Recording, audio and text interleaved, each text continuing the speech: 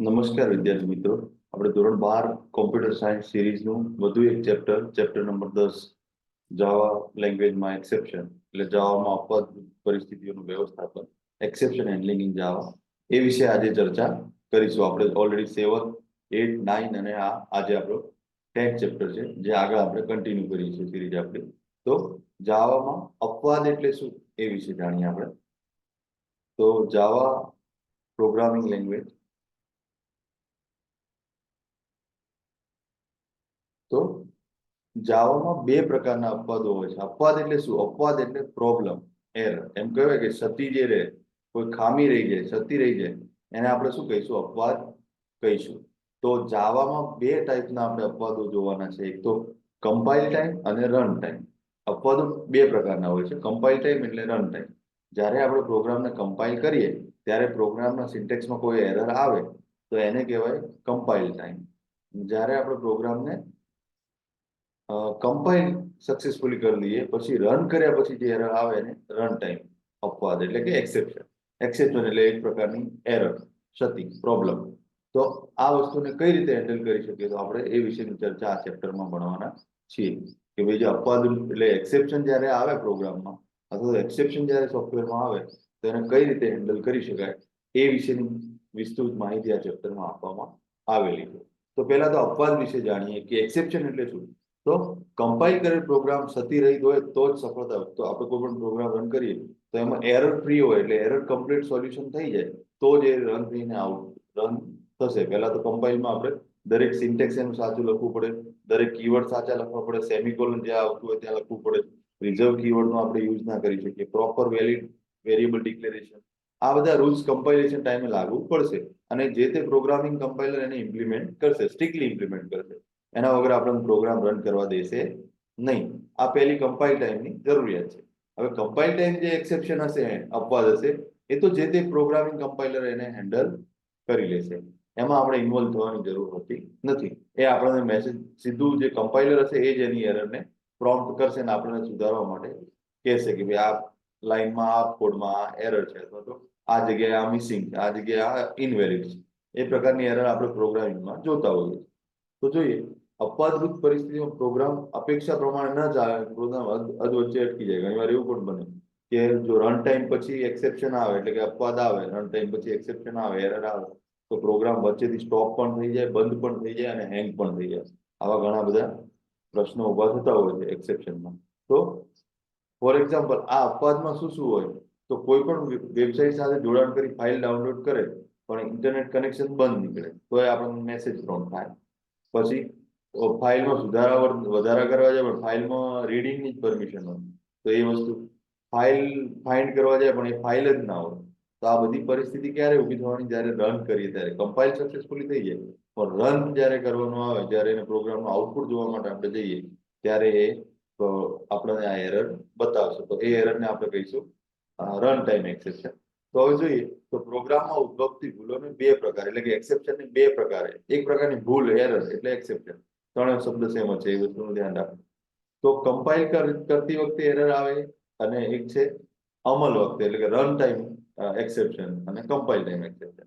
તો કમ્પાઇલ કરતી વખતે જે એરર આવે, ફોર એક્ઝામ્પલ જોડણીની ભૂલ હોય, કોઈ રિઝર્વ કીવર્ડ છે ક્લાસમાં સી કેપિટલ થઈ ગયો હોય અથવા તો ક્લાસમાં ડબલ એસ થઈ ગયો હોય, સિંગલ એસ થઈ, સ્પેલિંગ મિસ્ટેક થઈ ગયો તો પછી ઘણીવાર આપણે સેમિકોલનની જગ્યાએ બીજું કોઈ સિમ્બોલ મૂક્યું અથવા તો ના મૂક્યું હોય તો સ્ટેટમેન્ટ મિસિંગ એવી એરર આવે. પછી અવ્યાખ્યાયિત ચલનો એટલે ચલને ડિક્લેર ના, વેરિયેબલને ડિક્લેર ના કર્યો અને એને યુઝ કરવા જતા હોય તો આપણને એમ કહેશું કે આ ઇનવેલિડ ડિક્લેરેશન અથવા તો નોટ ફાઉન્ડ એવો એરર. પછી જે રિઝર્વ કીવર્ડ છે એની સ્પેલિંગ ખોટો લખવામાં આવે ત્યારે પણ આ પ્રકારની એરર જનરેટ થઈ શકે. તો આ હતી કમ્પાઇલ ટાઈમની એરર. તો જાવામાં કમ્પાઇલ ટાઈમની એરર છે એ જાવાનું કમ્પાઇલર હેન્ડલ કરી લે છે. જાવા સી આપણે કોઈ પણ પ્રોગ્રામને રન કરીએ તો આમાં ફોર એક્ઝામ્પલ હું લખું કે system dot out dot println અને હું મેસેજ પ્રિન્ટ કરાવું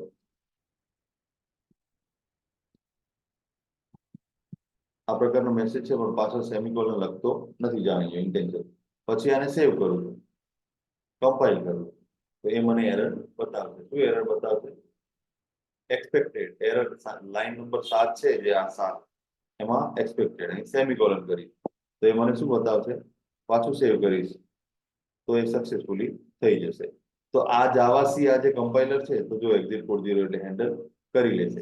પછી હું દાખલા તરીકે કોઈ variable direct a equal to 35 લખું, 34 કે 34 લખું, પછી એને સેવ કરીને કમ્પાઇલ કરું તો એરર બતાવશે. શું એરર બતાવશે? Cannot find symbol. એ શું છે એને ડિક્લેર કરવામાં આવેલો નથી. કેન નોટ ફાઇન્ડ સિમ્બોલ એટલે આ એ શું કહેવા માંગે છે એ મળતો નથી. તો એની આગળ ડેટા ટાઈપ લખી દઈશ તો એ પછી એરર જતી રહેશે. તો આ બધી જે એરરો છે એ જાવાનું કમ્પાઇલર, જાવાસી અથવા તો કોઈ પણ પ્રોગ્રામિંગ કમ્પાઇલર હશે એની કમ્પાઇલ ટાઈમ એક્સેપ્શન હશે તો કમ્પાઇલ ટાઈમ જે એરર હશે એને હેન્ડલ કરી લેશે. તો આપણે જાણીએ હવે એક્ઝિટ કોડ 0 એટલે કે સક્સેસફુલી કમ્પાઇલ થયેલું છે.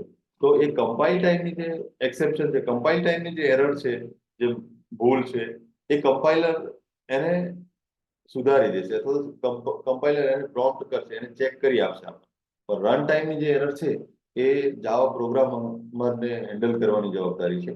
તો એ વિશે જ આપણે ભણવાનું છે કે રન ટાઈમ એરરને કઈ રીતે સોલ્વ. કમ્પાઇલ ટાઈમની તો કમ્પાઇલર જોઈ લેશે અથવા તો આપણે પ્રોમ્પ્ટ કરી દેશે, ધ્યાને લાવી દેશે, આપણા ધ્યાનમાં લાવી દેશે. પણ what about the run time? તો રન ટાઈમ એરરની વાત કરીએ તો આપણે રન ટાઈમ એરર વિશેની ચર્ચા કરી. તો રન ટાઈમ એરર છે તો પ્રોગ્રામનો અમલ દરમિયાન ઉદ્ભવતી, એટલે કે પ્રોગ્રામ જ્યારે રન કરવા જઈએ, અમલ કરવા જઈએ ત્યારે, તો એમાં કયા પ્રકારની? તો આપણને ખબર છે કમ્પાઇલ તો સક્સેસફુલી થઈ જશે, પણ ઘણી બધી એરર એવી હશે જે કમ્પાઇલ સક્સેસફુલી થયા પછી પણ આવશે. તો એમાં કઈ કઈ એરર આપણે કહીએ તો જો જ્યારે તમે કમ્પાઇલ કરશો સક્સેસફુલી તો આપણે જણાવ્યા મુજબ એક ક્લાસ ફાઇલ ક્રિએટ થશે. જો તમારો એક્ઝિટ કોડ 0 આવે, કમ્પાઇલેશન સક્સેસફુલ થાય, તો જે તમારી ડોટ જાવા સોર્સ ફાઇલ હતી જે નામની, એ નામની એક class file, byte code file ત્યાં બનશે. જેવીએમ એને એક આ ડોટ ક્લાસ ફાઇલ કમ્પાઇલર તમને બનાવી આપશે સક્સેસફુલ કમ્પાઇલ થાય પછી. પણ એના પછી પણ ગેરંટી નથી કે પ્રોગ્રામમાં તમારો સાચો ચાલશે અથવા તો તેને આઉટપુટ પ્રોપર મળશે અથવા તો એ પ્રોગ્રામ આગળ કન્ટિન્યુ કરશે. કેમ કે એમાં બીજા પણ રન ટાઈમ એટલે કે અમલ વખતેની ઘણી બધી એક્સેપ્શન હોઈ શકે. તો એમાં જો આપણે કોઈ પણ પ્રોગ્રામને કમ્પાઇલેશન સક્સેસફુલ થયો કે નહીં, તો એ શેનાથી? એક્ઝિટ કોડ અથવા એક્ઝિટ સ્ટેટસથી જાણીએ કે ભાઈ જ્યારે એક્ઝિટ કોડ 0 હોય તો સફળતાપૂર્વક કમ્પાઇલ થઈ ગયું, અને એક્ઝિટ કોડ 1 હોય તો એમાં કોઈ એરર છે, સિન્ટેક્સ મિસિંગ છે અથવા તો કોઈ પ્રોગ્રામિંગ એરર છે. તો એ વસ્તુ તો આપણે જાણીએ છીએ.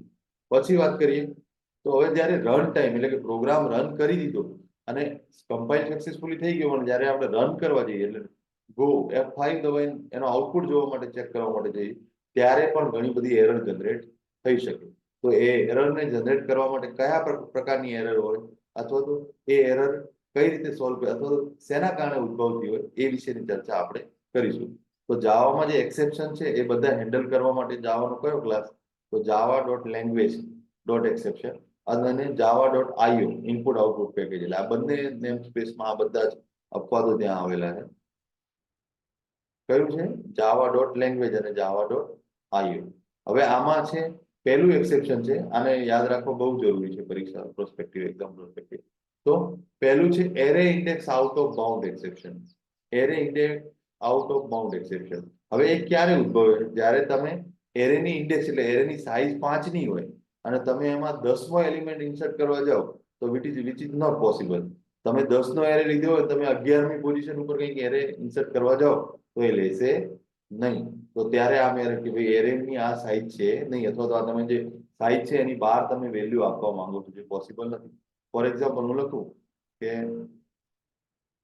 ઇન્ટીજર માર્ક્સ આ એક્સેપ્શન ક્યારે આવશે? ન્યૂ ઇન્ટ, અને દાખલા તરીકે હું ત્રણનો એરે લઉં છું, એટલે એરેની પોઝિશન આપણને ખબર 0 થી સ્ટાર્ટ થશે. અને હવે હું શું કરું છું કે એ એરેને ની ફોર્થ પોઝિશન, એરેની ફોર્થ પોઝિશનને હું, તો એરેની આપણને ખબર n-2 1 હશે, એટલે કે એરેની પહેલી પોઝિશન 0 હશે, તો 0માં હું કોઈક વેલ્યુ આપી દઉં છું. પછી હું એરેની થર્ડ પોઝિશન આપવા જવું અથવા તો બીજી કોઈ પોઝિશન, દાખલા તરીકે, અને દાખલા તરીકે એરેની 10th પોઝિશન આપવા જવું, તો આ બંને પાર્ટમાં એક્સેપ્શન આવી. હવે જ્યારે કમ્પાઇલ કરશું તો આમાં કોઈ સિન્ટેક્સ મિસ્ટેક નથી, પણ એ શું છે કે એરેની સાઇઝ 3 ની જ છે. એટલે એરેની પહેલી પોઝિશન 0 હશે, બીજી પોઝિશન 1 હશે, ત્રીજી પોઝિશન 2 હશે. તો આમાં 3 પોઝિશન એટલે કે ચોથો એલિમેન્ટ કોઈ હશે નહીં, કેમ કે એરેની સાઇઝ જ 3 છે. પછી એરે માર્ક્સ 10 એટલે એરેમાં કોઈ 11મો એલિમેન્ટ હશે નહીં, અથવા હું 9 લખું તો એરેનો 10મો એલિમેન્ટ કોઈ છે નહીં. તો આ વેલ્યુ પછી ક્યાં સ્ટોર કરવાની? તો this is a array out of bound index exception. કેમ કે એરેની સાઇઝ 3 ની જ છે અને હું આમાં ચોથો એલિમેન્ટ ઇન્સર્ટ કરાવવા જઈ રહ્યો, અથવા તો ચોથા એલિમેન્ટની વેલ્યુ આપું છું, અથવા તો હું 9મા એલિમેન્ટની વેલ્યુ આપું છું, તો ત્યારે આપણું ફર્સ્ટ એક્સેપ્શન જનરેટ થશે કે ભાઈ એરે, આ આપણે એક્ઝામ્પલ લઈએ કે એરે જે ઇન્ટીજરનો એરે છે 4 ની સાઇઝનો છે અને અહીં લખે છે A13 = 99. તો 14મો એલિમેન્ટ ક્યાં હશે એરેમાં? નહીં જોઈએ, કેમ કે 4 જ એલિમેન્ટનો એરે છે. તો પછી આમાં કયું એક્સેપ્શન આવશે? Array index out of bound exception. તો જ્યારે તમે એરેની સાઇઝ લિમિટેડ હોય અને સાઇઝની બહાર એટલે આઉટ ઓફ બાઉન્ડ એની સાઇઝની બહાર તમે એની વેલ્યુ આપવા જશો તો ત્યારે આ એક્સેપ્શન જનરેટ થશે. આ બધા રન ટાઈમના એક્સેપ્શન છે. પછી એરેથમેટિક એક્સેપ્શન. તો મેથેમેટિક્સમાં આપણે એક એક્સેપ્શન છે કે હું કોઈ પણ નંબરને, દાખલા તરીકે હું એક નંબર લઉં, ઇન્ટીજર નંબર 1 ઇક્વલ ટુ 50/0. તો મેથ્સમાં 50/0 એટલે કયો નંબર આવે? ઇન્ફાઇનિટ આવે. કોઈ પણ સંખ્યાને 0 થી આપણે ડિવિઝન કરી શકીએ નહીં. આ મેથ્સમાં એક્સેપ્શન છે. કોઈ પણ સંખ્યાને 0 થી ડિવાઈડ કરીએ તો એની વેલ્યુ શું આવે? ઇન્ફાઇનિટ આવે. અને ઇન્ફાઇનિટ ઇઝ નોટ પ્રિડિક્ટેબલ વેલ્યુ. ઇન્ફાઇનિટ એટલે શું? અનંત. એની કોઈ લિમિટ જ ના હોય. એ કોઈ છે જ નહીં, કોઈ એવી સંખ્યા જ નથી કે જે ઇન્ફાઇનિટ આપણે લિમિટમાં હોય એ રીતે. તો એ આપણને આમાં કયું એક્સેપ્શન આપશે? એરેથમેટિક એક્સેપ્શન આપશે કે ભાઈ તમે જે કરવા જઈ રહ્યા છો મેથેમેટિકલી રોંગ. તમે જે કરવા કોઈ પણ સંખ્યાને શૂન્ય વડે આપણે ભાગી શકીએ નહીં. એનો જવાબ આપણે ઇન્ફાઇનાઇટ. તો ઇન્ફાઇનાઇટ માટે આપણે તો ત્યારે કયું એક્સેપ્શન જનરેટ કરશે? જ્યારે કોઈ સંખ્યાને 0 થી ડિવાઈડ કરવાનો પ્રયત્ન કરવા જઈશું તો ત્યારે એરેથમેટિક એક્સેપ્શન અહીં જનરેટ કરશે. પછી ત્રીજું છે ફાઇલ નોટ ફાઉન્ડ એક્સેપ્શન. હવે તમે જે ફાઇલને રિક્વેસ્ટ કરતા હો કે આ ફાઇલ મને વ્યૂ કરાવો, રીડ કરાવો અથવા તો રાઇટ કરાવો, તો એ નામની ફાઇલ હોય જ નહીં, તો પણ પછી આ ફાઇલ નોટ ફાઉન્ડ એક્સેપ્શન આવશે. તો એ નામની ફાઇલ કદાચ એક્ઝિસ્ટ ના કરતી હોય, અથવા તો ડિલીટ હોય, અથવા તો કોઈ કારણસર હોય જ નહીં, અથવા તો નામ અલગ હોય, તો ત્યારે આ એક્સેપ્શન આવશે. પછી નલ પોઇન્ટર એક્સેપ્શન. જ્યાં કોઈ ઓબ્જેક્ટ આવશ્યક હોય તેવા કિસ્સામાં ખાલી કિંમતનો ઉપયોગ કરવામાં આવે કે જરૂરી હોય. કોઈ આપણે લખ્યું ભાઈ એસ ડોટ આ સ્ટ્રિંગ લખી, અહીં string S equal to null એટલે કંઈ નાખ્યું જ નહીં, ખાલી જ રાખી છે, અને અહીં આપણે નીચે લેન્થ ફાઇન્ડ કરવા જઈ રહ્યા, તો ક્યાંથી પોસિબલ થાય? તમે સ્ટ્રિંગ છે જ નહીં, સ્ટ્રિંગ એમ્પ્ટી છે, ખાલી છે, અને એની લેન્થ આપણને ક્યાંથી રિટર્ન કરશે? ના કરે. એટલે અહીં શું આવશે? એક્સેપ્શન આવશે. પછી તમે કોઈ એ અને બી ની વેલ્યુ આપી જ નથી કોઈ ઇન્ટીજરની, અને એને તમે એડિશન કરાવવા જાઓ તો પછી એ શું થશે? નલ એક્સેપ્શન ત્યાં જશે, કેમ કે એની કોઈ વેલ્યુ જ નથી. બાય ડિફોલ્ટ 0 વેલ્યુ હોય, પણ આની કોઈ વેલ્યુ છે નહીં, સ્ટ્રિંગની કોઈ વેલ્યુ નથી. તો અહીં એસ ડોટ લેન્થ આપણને શું મળે? ના મળે. એમાં એરર એક્સેપ્શન આવશે. તો કયું એક્સેપ્શન આવશે? Null pointer exception. એટલે કે તમે જેને પોઇન્ટ કરવા માંગો છો જે સ્ટ્રિંગની, જેની અંદર વેલ્યુ છે નહીં. પછી છે નંબર ફોર્મેટ એક્સેપ્શન. તો કોઈ શબ્દમાળા સ્ટ્રિંગને આપણે નંબરમાં ફેરવવા માંગતા હોય, દાખલા તરીકે સ્ટ્રિંગ એસ એ XYZ છે, એ નંબરમાં કન્વર્ટ થઈ શકે? ના થઈ શકે, પોસિબલ જ નથી. XYZ કઈ રીતે નંબરમાં કન્વર્ટ થઈ શકે? તો આપણે એને કન્વર્ઝન, ફોર્સફુલી કન્વર્ઝન કરાવવાનો ટ્રાય કરીએ ઇન્ટીજર ડોટ પાર્સિંગ, કે ભાઈ જ્યાં એ સ્ટ્રિંગ છે એને તમે નંબરમાં કન્વર્ટ કરો ઇન્ટીજરમાં, તો એ પોસિબલ નથી. તો ત્યારે અહીં એક્સેપ્શન આવશે નંબર ફોર્મેટ એક્સેપ્શન. અથવા તો કોઈ મોટી સંખ્યાને નાનામાં કરાવવા જઈએ ત્યારે પણ આ એક્સેપ્શન આવશે. ડબલને ઇન્ટીજરમાં કન્વર્ટ ના કરી શકીએ, ઇન્ટીજરને ડબલમાં કરી શકીએ. પછી ઇન્ટીજર 4 બાઇટનું હોય સાઈઝ, એને શોર્ટમાં કન્વર્ટ ના કરી શકીએ. તો જ્યારે નંબર ફોર્મેટને આપણે ફેરફાર કરવા જઈએ, અથવા તો સ્ટ્રિંગને ન્યુમેરિકલ કન્વર્ઝન કરવા જઈએ, ત્યારે આ એક્સેપ્શન આવશે, નંબર ફોર્મેટ એક્સેપ્શન. પછી લાસ્ટ છે પ્રિન્ટર આઈઓ એક્સેપ્શન. તો જ્યારે તમે પ્રિન્ટ કરો અને ત્યારે પ્રિન્ટરમાં કોઈ એરર આવે જાવા પ્રોગ્રામ થ્રુ, તો ત્યારે આ એક્સેપ્શન આવે. પ્રિન્ટર કોઈ બંધ હોય, અથવા તો સ્વિચ ના હોય, કનેક્ટેડ વાયર કનેક્ટેડ ના હોય, એના ડ્રાઈવર ના હોય, કોઈ પણ કારણસર પ્રિન્ટરની કોઈ પણ એરર હોય, એટલે કે મુદ્રણ સમય, પ્રિન્ટિંગ સમય કોઈ એરર હોય, તો ત્યારે આઈઓની પ્રિન્ટર આઈઓ એક્સેપ્શન આવશે. આઈઓની કોઈ પણ એરર હશે આઉટપુટ, પ્રિન્ટરને કોઈ પણ બીજી પણ એક્સેપ્શન હશે, ઇનપુટ આઉટપુટ ડિવાઇસ નહીં મળતું હોય, તો એમાં કોઈ ઇશ્યુ હશે, તો ત્યારે પ્રિન્ટર આઈઓ એક્સેપ્શન આવશે. તો જાવામાં આટલા એક્સેપ્શન જે સિસ્ટમમાં આપવામાં આવેલા છે, array index out of bound, જ્યારે તમે એરેની બીજી વેલ્યુ આપતા હોય એના ઇન્ડેક્સથી બહારની વેલ્યુ, પછી એરેથમેટિક જ્યારે તમે કોઈ નંબરને 0 થી ડિવાઈડ કરવા જતા હો ત્યારે આ એરર એક્સેપ્શન આવશે. પછી કોઈ ફાઇલ હોય જ નહીં અને એને તમે કોલ કરાવતો અથવા એને એક્સેસ કરવાનો પ્રયત્ન કરતા હો તો file not found exception, null pointer exception એટલે કોઈ ઓબ્જેક્ટનો રેફરન્સ નલ હોય, એને કોઈ વેલ્યુ આપેલી ના હોય અને એને તમે એક્સેસ કરો, એને તમે ઉપયોગ કરવાનો ટ્રાય કરો ત્યારે શું આવશે? Null pointer exception. પછી નંબર ફોર્મેટ, જ્યારે તમે કોઈ સ્ટ્રિંગને નંબરમાં કન્વર્ઝન કરાવવા માટે ટ્રાય કરશો તો એ પોસિબલ નથી, તો ત્યારે આ એક્સેપ્શન આવશે, નંબર ફોર્મેટ એક્સેપ્શન. અને લાસ્ટ છે પ્રિન્ટર આઈઓ એક્સેપ્શન. પછી વાત કરીએ તો આ જે એક્સેપ્શન હતા 5-6 એક્સેપ્શન આપણે જે પણ જોયા 6 એક્સેપ્શન જવાના, તો એને હેન્ડલ કઈ રીતે કરી શકાય તો એ વિશે થોડું અહીં આપવામાં આવેલું છે. તો હેન્ડલ કરવા માટે આપણે તો હવે આ જે એક્સેપ્શન આવે એ પ્રોગ્રામરની જવાબદારી છે, એને હેન્ડલ કરવાની જવાબદારી આપણી છે, એને હેન્ડલ. તો એને કઈ રીતે હેન્ડલ કરી શકાય તો હવે આ એક્સેપ્શન એટલે કે અપવાદરૂપ પરિસ્થિતિનું વ્યવસ્થાપન એટલે હેન્ડલિંગ કઈ રીતે થાય. તો અપવાદ એ શું છે? ભૂલની એરર છે, એક પ્રકારની એરર જ છે, એક પ્રકારની મિસ્ટેક, એરર, પ્રોબ્લેમ છે. તો એને 3 વડે આપણે હેન્ડલ કરી શકીએ. તો એરરને હેન્ડલ કરવા માટે ટ્રાય, કેચ અને ફાઇનલી એમ 3 બ્લોકનો યુઝ થાય છે.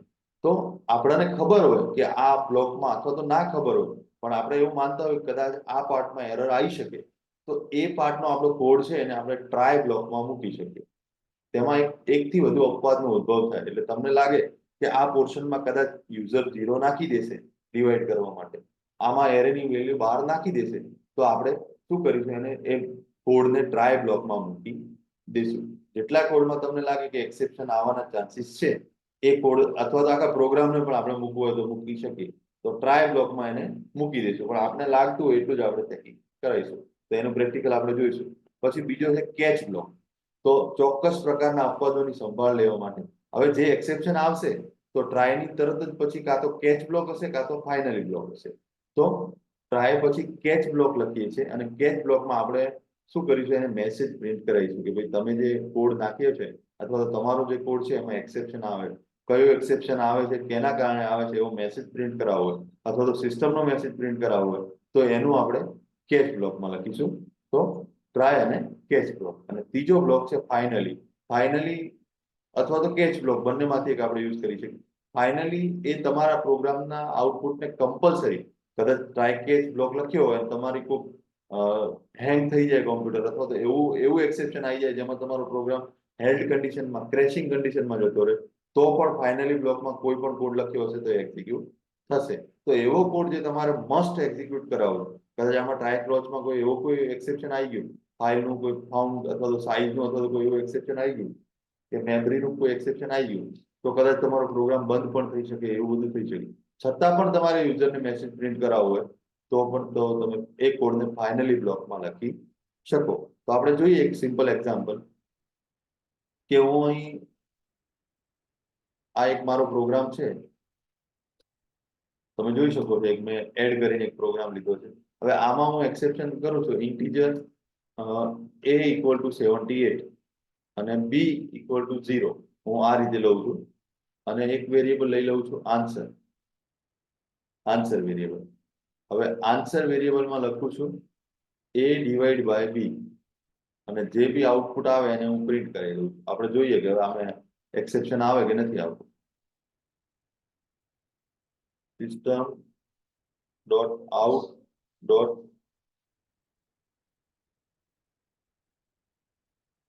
આ જાવાની મેથડ છે આપ જાણો.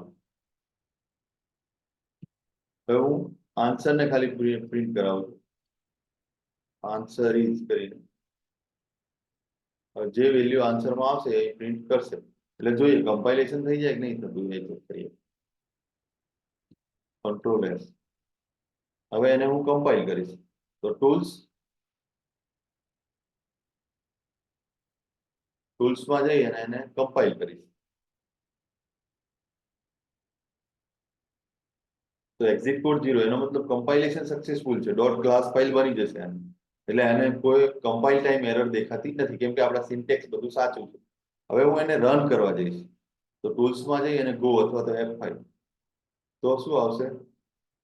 java.language.arithmetic exception divide by 0. તો આપણે જોયું કે આ તો સિસ્ટમની એરર બતાવે એક પ્રકારનો તો આ કઈ છે? તો એક્સેપ્શન એને રેઝ કર્યું કે java.language.arithmetic exception by 0. તો તમે શું કરવા જઈ રહ્યા છો? એને ડિવાઈડ 0 કરવા જઈ રહ્યા છો, જે એક જાવામાં અપવાદ છે, એક્સેપ્શન છે. તો એ તમારે હેન્ડલ કરાવવું પડે. તો હવે આને હેન્ડલ કઈ રીતે કરાવી શકીએ? તો જો આપણે કાં તો આ પોર્શનને આપણે ટ્રાય બ્લોકમાં મૂકી દઈશું. તો આપણે અહીં ટ્રાય સિન્ટેક્સને આ રીતે લખી દઈએ. આપણને ખબર છે કે આ ભાગમાં એરર આવવાના ચાન્સીસ છે. આ તો આપણે જાતે 0 નાખ્યો, યુઝર નાખશે તો પણ ચાન્સીસ ખરા. તો એટલે હું આને ટ્રાય બ્લોકમાં લખી દઉં છું, આ કોડને જ્યાંથી તમને એરર આવવાનું લાગે ત્યાંથી. અને હવે ટ્રાય બ્લોકની પાછળ તરત જ કેચ બ્લોક હોય, કેચ બ્લોક હશે એને હેન્ડલ કરવા માટે. કેચ બ્લોકમાં શું હોય? એક્સેપ્શન ક્લાસનો વેરિયેબલ અથવા તો ઓબ્જેક્ટ આપણે લઈ શકીએ. એક્સેપ્શન કરીને હું એક ઓબ્જેક્ટ લઉં છું અને તમે મેસેજ પ્રિન્ટ કરાવો કે ભાઈ તમારે કોઈ યુઝરને મેસેજ પ્રોમ્પ્ટ કરાવો હોય, our responsibility of programmer to handle this exception, તો પ્રોગ્રામનો ફ્લો પ્રોપર ચાલશે. તો હવે હું અહીં શું કરીશ કે એને એક્સેપ્શન જ્યારે રેઝ કરે ત્યારે હું એને મેસેજ પ્રોમ્પ્ટ કરાવીશ, નંબર ડિવિઝિબલ બાય 0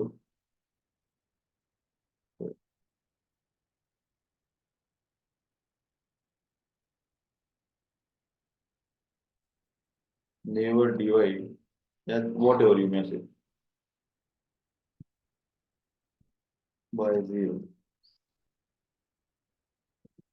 તો એવો મેસેજ હું પ્રિન્ટ કરાવી દઉં છું. તમારા સિસ્ટમનો મેસેજ લેવો તો તમે e.get મેસેજ કરીને એક મેથડ આવે છે, આપણા સિલેબસમાં નથી પણ as per your knowledge, just two share your for your knowledge purpose. તો આને હું સેવ કરું છું. હવે સિસ્ટમની એરર નહીં આવે, હવે આપણો મેસેજ આપણે પ્રોમ્પ્ટ કરાવીશું. તો કમ્પાઇલ તો થઈ ગયું સક્સેસફુલી ઓલરેડી. હવે હું ગો કરીશ તો એ શું કરશે? Number never divide number by 0. તો એ આપણને શું કહેશે કે ભાઈ નંબરને આપણે જે પોતે મેસેજ લખ્યો એ અહીં એરર કરશે. તમારે એમ પ્રિન્ટ કરાવવું હોય કે ભાઈ કયું એક્સેપ્શન છે, તો એ પણ પ્રિન્ટ કરશે. તો એના માટે system.out.println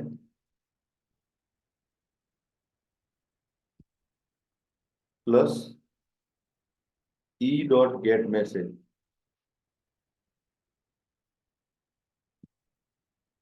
જાવાના એક્સેપ્શન ક્લાસની એક મેથડ છે e.get message. તો એ ઓટોમેટિકલી આપણે એક્સેપ્શન ક્લાસનો ઓબ્જેક્ટ છે, જોઈએ આપણે શું આઉટપુટ.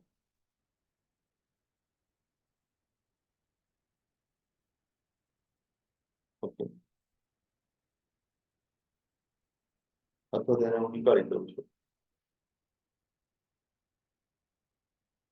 કમ્પાઇલ કરું, એરર હશે તો બતાવશે સિન્ટેક્સ. ઓકે ઓકે, પ્લસ લખવાની જરૂર નથી આપણે, એ તો કોઈ સ્ટ્રિંગ લખતા હોઈએ. Tools, compile, okay 0 successful. હવે એ મેસેજ સિસ્ટમનો મેસેજ પણ આપણે એક્સેપ્શનનું નામ લેવું હોય તો એ પણ લઈ શકીએ. તો ડિવાઈડ બાય 0 કયું એક્સેપ્શન આવ્યું? આપણે ડિવાઈડ બાય એટલે કે એરિથમેટિક એક્સેપ્શન આવ્યું ડિવાઈડ 0. તો અહીં આપણો મેસેજ પણ પ્રિન્ટ કરાવે અને સિસ્ટમમાંથી પણ મેસેજ પ્રિન્ટ કર્યો કે કયું એક્સેપ્શન હતું એ અહીં ટ્રાય કરશે. તો આ રીતે દરેક એક્સેપ્શન આપણે ફોર એક્ઝામ્પલ, હવે આ તો આપણે જોયું કે આ હતું exception number first, second arithmetic exception, જ્યારે આપણે નંબરને 0 થી ડિવાઈડ કરીએ. આ જ રીતે આપણે એરે ઇન્ડેક્સ આઉટ ઓફ બાઉન્ડનું હોય તો પણ આપણે કોઈ એરેની વેલ્યુ આપણે એના ઇન્ડેક્સની બહાર આપવા જતા હોઈએ ત્યારે એ એક્સેપ્શન આવશે. તો આપણે થિયરિટિકલી જાણવું જરૂરી છે, પ્રેક્ટિકલ એપ્રોચ નથી એટલો બધો. આ ચેપ્ટરનું વેટેજ 6 માર્ક્સ જેવું છે, 5 થી 6 MCQ આમાંથી આવતા હોય. તો એમાંથી આ જ અમુક છે, એમાંથી બેઠા પૂછાતા હોય. તો ટ્રાય બ્લોક અને કેચ બ્લોક આપણે જોયું કે ટ્રાય બ્લોકમાં જે કોડમાં એરર આવવાના ચાન્સીસ હોય એ કોડને આપણે ટ્રાય બ્લોકમાં મૂકીશું.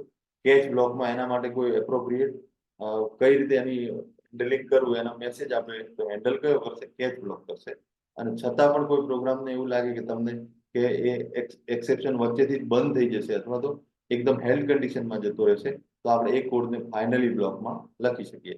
તો ટ્રાય બ્લોકની નીચે આપણે ફાઇનલી બ્લોકનો યુઝ કરી શકીએ. એ વિશે પણ આપણે જોઈશું એક એક્ઝામ્પલ. તો આ 3 બ્લોક આપણે જોઈએ.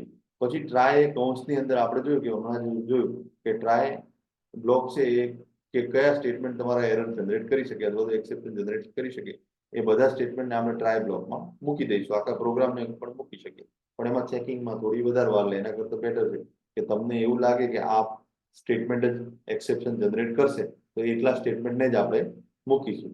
હવે ઘણીવાર એકથી વધારે પણ એક્સેપ્શન એરેનું હોય છે કે આ હોય છે એવા ઘણા બધા એક સાથે હોય છે. એટલે એવું જરૂર નથી કે એક પ્રોગ્રામમાં એક જ એક્સેપ્શન હોય.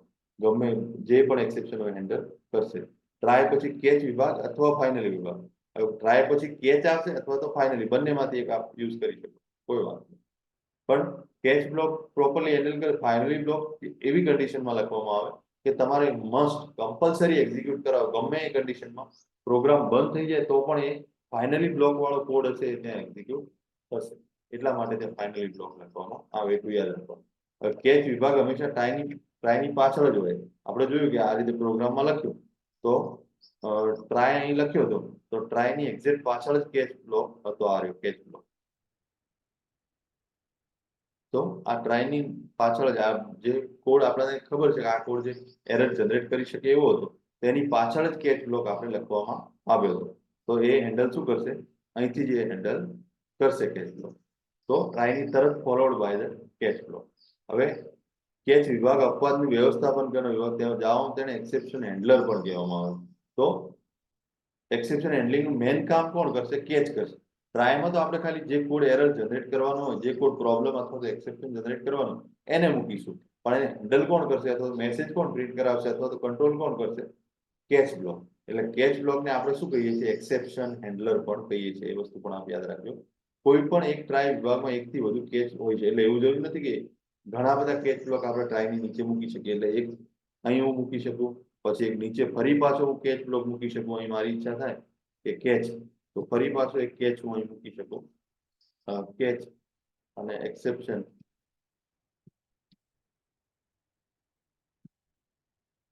E1 અથવા તો આપ કોઈ પણ નામ આપી શકો. તો કેચ બ્લોક મૂકી શકું છું અને હેન્ડલ કરશે. ફોર એક્ઝામ્પલ હું એક એરે લઉં છું ટ્રાય બ્લોકની ઇન્ટીજર માર્ક્સ. આપણે એક્ઝામ્પલ લીધું integer marks equal to new int. હવે આમાં હું 5 લખું છું. 5ની સાઈઝનો હું એરે ડિક્લેર કરું છું અને પછી વેલ્યુ આપું છું એની 7મી પોઝિશન. માર્ક્સ 5 પણ નહીં ગણાય કેમ કે 0 એરે ઇન્ડેક્સ 0 થી સ્ટાર્ટ થાય એટલે માર્ક્સની છેલ્લી પોઝિશન હશે 4, માર્ક્સ 4. હવે માર્ક્સ 10 આપવા જઉં છું. 10 ઇક્વલ ટુ 897 એવી વેલ્યુ હું આપું છું અને એને અહીં પ્રિન્ટ કરાવવાનો ટ્રાય કરું છું. એને અહીં હું સિસ્ટમ ડોટ શું એરર જનરેટ કરે આપણે જોઈ લઈએ. System dot out dot print LN. તો આપણું બીજું એક્સેપ્શન છે array index out of bound. અને હું અહીં લખું છું માર્ક્સ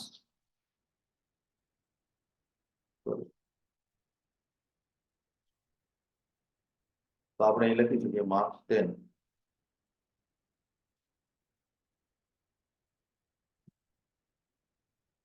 અથવા તો એને માર્ક્સ 10. ઓકે, આ રીતે પણ લખી શકીએ અથવા તો પેરેન્થેસિસમાં પણ લખી શકીએ. આપણે એને નહીં લખો તો પણ ચાલશે. આપણે પ્રિન્ટિંગ કરાવવું જરૂરી નથી. ખાલી એક્સેપ્શનને હેન્ડલ કરવું જરૂરી છે. આપણે એ લર્ન કરીએ. હવે હું પાછું આને મૂકી દઉં છું કયું એક્સેપ્શન છે હેન્ડલ કરવા માટે. તો બીજો કેચ બ્લોક એટલે મલ્ટિપલ કેચ બ્લોક આપણે યુઝ કરી શકીએ. હવે એને હું કમ્પાઇલ કરું છું. Tools compile. તો પ્રિન્ટ ઓકે પ્રિન્ટ એલએનમાં ક્યાં mistake? System dot out dot print LN. Okay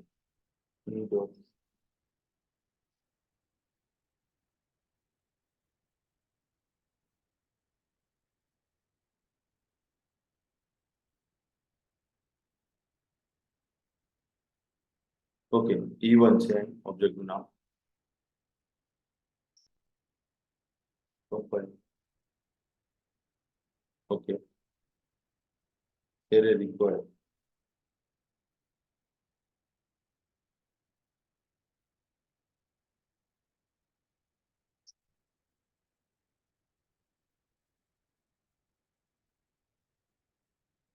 integer marks equal to int. Okay આપણે એરે અહીં લખવો પડશે પેરેન્થેસિસ મિસિંગ.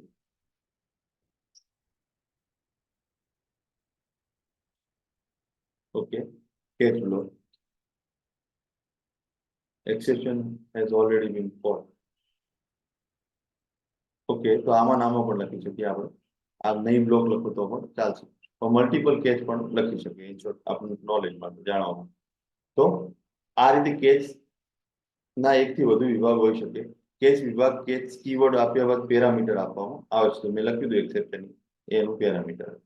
હવે ફાઇનલી વિભાગ, તો ફાઇનલી વિભાગ ટ્રાય વિભાગનો અમલ કર્યા પછી અંતે ક્લીન અપ કરવા માટે વપરાય છે. જ્યારે તમારે એક્સ્ટ્રીમલી કન્ડિશન હોય કે એક્સેપ્શન આવવાના ચાન્સીસ છે અને પ્રોગ્રામ બંધ પણ થઈ શકે, ક્રેશ થઈ શકે, ટ્રેસ થઈ શકે, તો એવા કેસમાં આપણે ફાઇનલી લખતા હોઈએ. તો તે અમલ હંમેશા પ્રોગ્રામના અંતે આવે તે પહેલા કરવામાં, એટલે ફાઇનલી બ્લોક લાસ્ટમાં જ લખવામાં આવશે.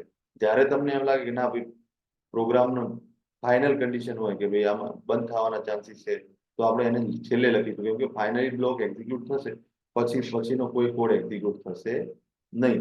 એવી કન્ડિશનમાં આપણે ફાઇનલી બ્લોક યુઝ કરીએ છીએ. પ્રોગ્રામની પૂર્ણતાના સમય ફાઇલ બંધ કરવા અને કોઈ અગત્યનું સંસાધન મુક્ત કરવા. દાખલા તરીકે તમારી કોઈ એરર આવી ગઈ, પ્રિન્ટર બ્લોક થઈ ગયું, અથવા તો તમારી કોઈ હેંગ કન્ડિશનમાં જતું રહ્યું, મેમરી ફૂલ થઈ ગઈ, આ તે થઈ ગયું, તમે કોઈ લૂપનું એક્સેપ્શન નાખી દીધું અંદર, તો એવા ટાઈમે આપણે ફાઇનલી બ્લોક લખીશું. તો એ શું કરશે, ફોર્સફુલી એને ક્લોઝ કરશે મેસેજ ફ્રોમ કરાવી. એટલે ફાઇનલી બ્લોકને હંમેશા પ્રોગ્રામની એન્ડે રાખીશું. છેલ્લે પછી વાત કરીએ થ્રો. હવે આ તો આપણે વાત કરી કે કોઈ વાક્યો સ્ટેટમેન્ટમાં એરર આવે તો આપણે ટ્રાય કેચ ફાઇનલી બ્લોકનો યુઝ કરી શકીએ.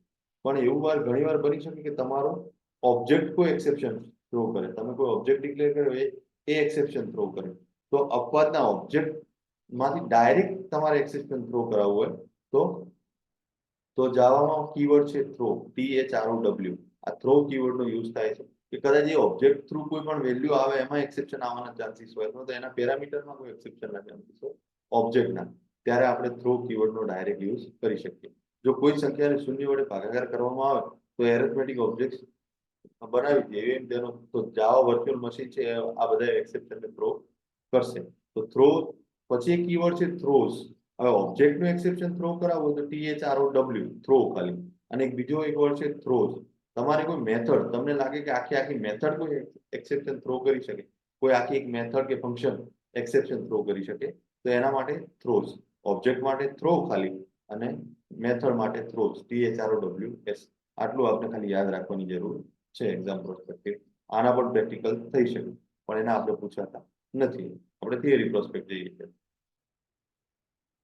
એક્સેપ્શન ડાયરેક્ટ ઓબ્જેક્ટને થ્રો કરાવી શકો અને ડાયરેક્ટ મેથડને થ્રો કરી શકો. હવે જોઈએ બ્લોક, તો ટ્રાય કેચ બ્લોક આપણે હમણાં એક્ઝામ્પલ એક્સેપ્શન ક્લાસનો ઓબ્જેક્ટ હશે. આમાં જે statement that may generate one or more exception, એવા સ્ટેટમેન્ટ જે એકથી વધારે એક્સેપ્શન જનરેટ કરી શકતા હોય તો એવા અહીં મેન્શન કરેલા હશે, જે આપણે એરેના હશે અથવા તો મેથેમેટિકલ હશે, ફાઇલના હશે, જે પણ સ્ટેટમેન્ટ તમને લાગે કે એમાં એક્સેપ્શન આવવાના ચાન્સીસ છે તો એ અહીં મેન્શન કરેલા હશે. અને કેચ બ્લોકમાં એને હેન્ડલ કરે, કોડ ટુ હેન્ડલ, એટલે એને એક્સેપ્શન હેન્ડલર બ્લોક પણ કહેવામાં આવે. પછી ફાઇનલી ક્લીન અપ કરવા માટે ફાઇનલી બ્લોક હોય છે. Statement within the block always gate executed even though if runtime error terminate the program abruptly.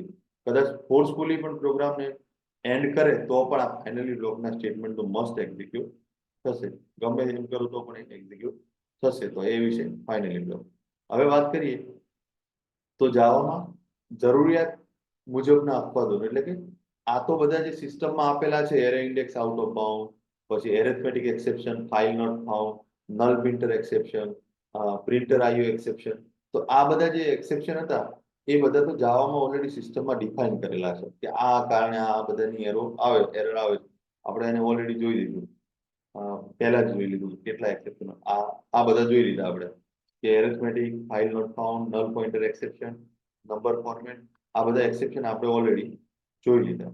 પણ ઘણા બધા એવા એક્સેપ્શન જે યુઝરને પોતાને બનાવવાની જરૂર હોય, અથવા પોતાના યુઝર ડિફાઇન કસ્ટમાઇઝ એક્સેપ્શન પોતાને બનાવવાની ઈચ્છા થાય, અથવા તો એવી કે હું જે સંખ્યા નાખું એ સંખ્યા આટલી રેન્જમાં જ હોવી જોઈએ અને એ જો ના હોય તો એક્સેપ્શન થ્રો કરે. તો જાવામાં યુઝર ડિફાઇન એક્સેપ્શન પણ તમે, એટલે જરૂરિયાત મુજબ પણ તમે એક્સેપ્શન બનાવી શકો તમારી જરૂરિયાતો. તો આમાં એક એક્ઝામ્પલ લીધું છે કે ભાઈ આપણે વિદ્યાર્થીઓના ગુણની એન્ટ્રી લેતા હોય તો તમારે એવું એક્સેપ્શન ડિઝાઇન કરવું છે કે ભાઈ એની મસ્ત વેલ્યુ છે એ 0 થી 100 વચ્ચે હોવી જોઈએ. જો 0 થી 100 વચ્ચે ના હોય તો એ આપણે એને એરર બતાવીશું. તો તો આ પ્રકારનું કોઈ આપને પોતાને એક્સેપ્શન ઊભું કરવું અથવા તો પોતાને કોઈ એક્સેપ્શન હેન્ડલિંગ કંટ્રોલ કરવું હોય તો પણ તમે જાવા ડોટ લેંગ્વેજ અથવા તો જાવા ડોટ આઈઓમાં આ બધા જ પ્રકારના તો એક્સેપ્શન ક્લાસનો ઉપયોગ કરી અને તમે પોતાનું પણ એક્સેપ્શન બનાવી શકો. તો આ હતી અત્યાર સુધીની એક્સેપ્શનની ચર્ચા. તો તમારે એક્સેપ્શનમાં આટલા વસ્તુનું યાદ રાખવું પડે કે એક્સેપ્શન શું હોય, બે પ્રકારના એક્સેપ્શન હોય, એમાં કયા કયા કમ્પાઇલ ટાઈમ હોય તો કમ્પાઇલર હેન્ડલ કરી લેશે. એક્ઝિટ કોડ 0 હોય તો એનો મતલબ પ્રોગ્રામ સક્સેસફુલી કમ્પાઇલ થાય. એક્ઝિટ કોડ 1 હોય એનો મતલબ કે પ્રોગ્રામમાં એરર છે, સિન્ટેક્સ એરર છે, કમ્પાઇલ ટાઈમ એરર છે. પછી કમ્પાઇલ સક્સેસફુલ થઈ જાય તો એની ડોટ ક્લાસ ફાઇલ બને, એ આપ જાણો છો. જાવા ડોટ જાવા સોર્સ ફાઇલ હોય એ સક્સેસફુલ કમ્પાઇલ થઈ જાય તો ડોટ ક્લાસ ફાઇલ બને.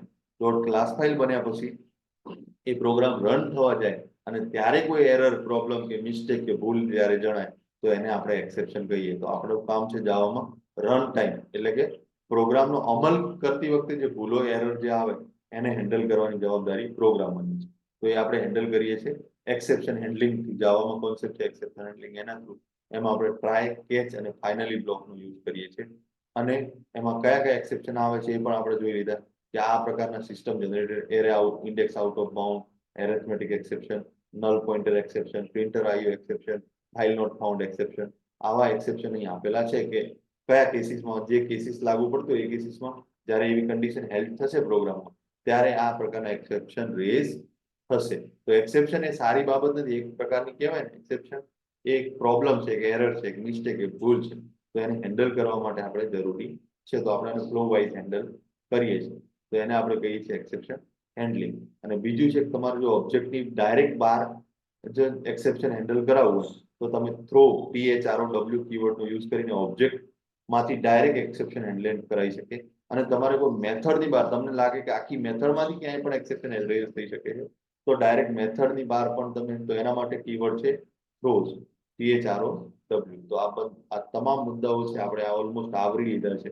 એટલે આ ચેપ્ટરમાં આટલું કર્યા પછી I don't think so we need anything else more for the theory. આપણે કોઈ પણ બીજી વસ્તુની જરૂરિયાત રહેતી નથી. આમાં આખા જ ચેપ્ટરનો ટોટલ કોન્સેપ્ટ સારી રીતે જો તમે સમજો એકવાર વિડીયોને તો આરામથી તમને તમારા 5-6 માર્ક્સ આરામથી રોકડા કેશ કવર થઈ. 100 માર્ક્સના MCQમાંથી પૂછાય તો 6 માર્ક્સમાંથી તમને 5 અથવા તો 6 પૂરા મળવાના હકદાર છે તમે. તો આ હતું chapter exception handling. Thank you so much for watching. તો એક્સેપ્શન હેન્ડલિંગના કોન્સેપ્ટમાં આટલું જ આપણે જાણવાનું હતું. Thank you so much. તો આપણે અહીં સુધી રાખીએ. હવે ફરી પાછા મળીશું નેક્સ્ટ ચેપ્ટરની નેક્સ્ટ સિરીઝ સાથે. Chapter number 11, file handling in Java.